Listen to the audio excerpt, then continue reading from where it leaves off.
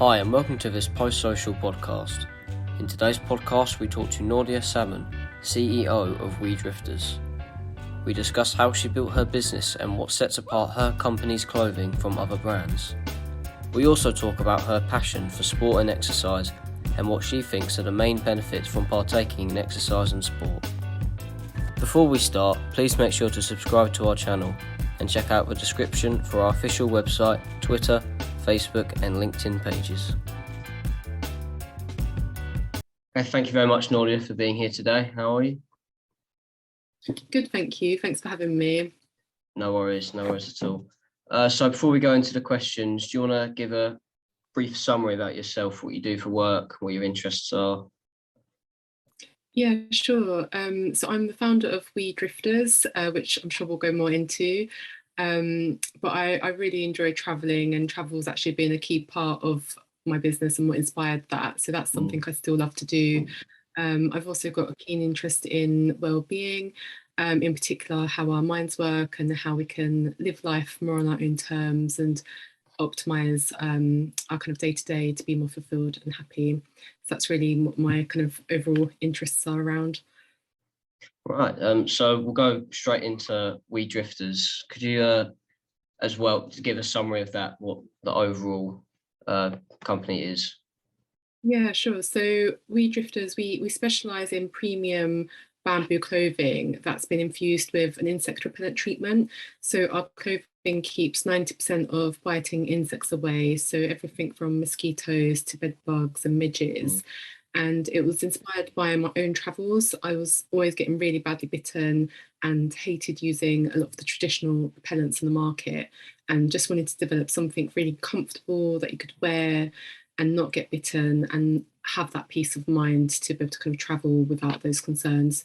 So that's really what we specialise in. But as a brand, we also are building a community around the love of travel and having freedom to kind of explore the world or do whatever it is that you love to do. So that's really what We Drifters stand for and what products we bring out to the world. Right, so what you said about have the repellent of it, I'm guessing that's what your main focus point is, what sets apart for other brands. Was that your that was the main deal when starting the company, I'm guessing? Yeah, that's definitely the kind of key differentiator, that the fabric is infused with this repellent. So that's really what makes it unique. So not only is the clothing comfortable and easy to wear, it also keeps insects away. And we've also developed it around sleep. So we sell it as a set, which includes the top and trousers, which can attach together, the socks, but then you also get a pillowcase for behind your head. And that actually converts into a bag, which everything fits into. So the set in itself is also quite unique in terms of what you get with it. And it's all been kind of thought through to make it very easy for traveling. But likewise, you can use it at home to also just lounge around in. Right, so not moving away, but you went to university, if I'm right on that. Was it business related that you studied? No, so I actually studied biochemistry at the University of Warwick. And the biochemistry has come in quite handy actually with understanding the development of the treatment and kind of navigating that as well from a regulatory point of view. But I've, alongside kind of biochemistry, I've always been very creative as well, and went into healthcare marketing for a while as well, which kind of combined the creative branding side with the more kind of scientific medical side as well. And I guess really my skill set through after uni has been more the kind of project management side. That's really what I enjoy doing. But I do also kind of enjoy understanding the science behind things, and that's obviously what my degree was in. So before starting We Drifters, was creating anything company-wise, was that always your main goal? Was that always something you want to set out in? I'd always had a keen interest in starting a business, but it needed to be something that I was genuinely passionate in and something that I felt would be kind of meaningful and worthwhile. So I had always had it in my mind that one day I would love to start a business. But I think before having the idea for the business, I was more just focusing on my kind of project management skills and kind of climbing my way up more of the kind of traditional corporate side of things. But then when I did go traveling and came up with the idea, which just came about organically, it then felt like the right moment to pursue starting a business. And I think because I had always had that interest, I had always been involved in understanding kind of how businesses work and looking at startups and trying to kind of gain knowledge around that. And when I did have the idea for the business, I also did a lot of workshops and a few business accelerators as well to really kind of upskill myself on the more business side of things. Right. So moving away from the business itself, more onto you personally. Obviously, we're a social sports group here, so we've got to ask questions. What do you do in exercise and sport? So is there anything you play in exercise sport wise? Yeah, so exercise has always been a big part of my life. So I danced on and off throughout life and did loads of different sports, everything from swimming to football teams. But more recently, since the start of the year, I've actually joined a netball team, which I've really been enjoying. And I haven't done netball since school, and a little bit actually when I was in one of my jobs, there was a work netball team as well. So that's something I've really enjoyed. And it's obviously got the social component, but great fitness and coordination wise. I've also started dancing again recently, which has been really fun, more kind of creative, but also obviously great workout.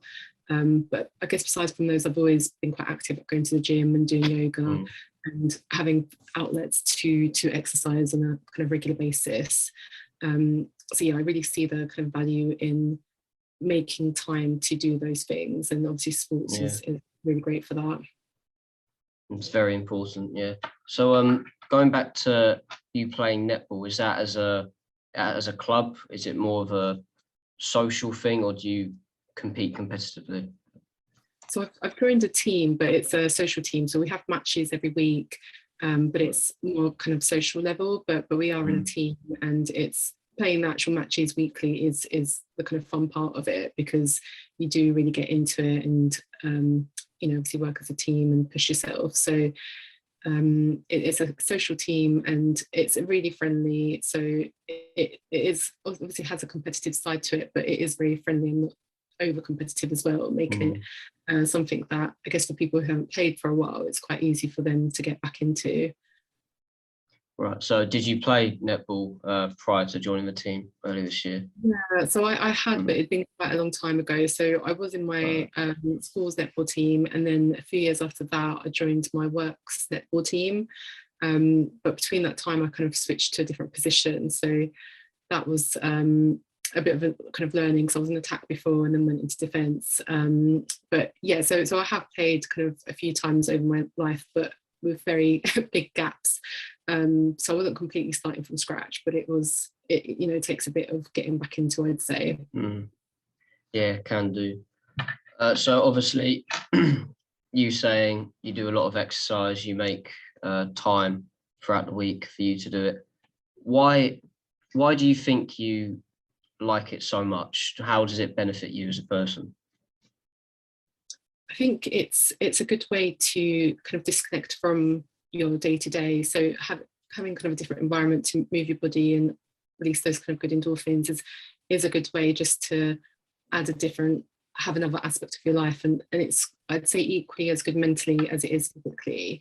And also when you are doing something like exercise and your body's feeling good and you're feeling better for it, it has such a positive impact in other areas of your life.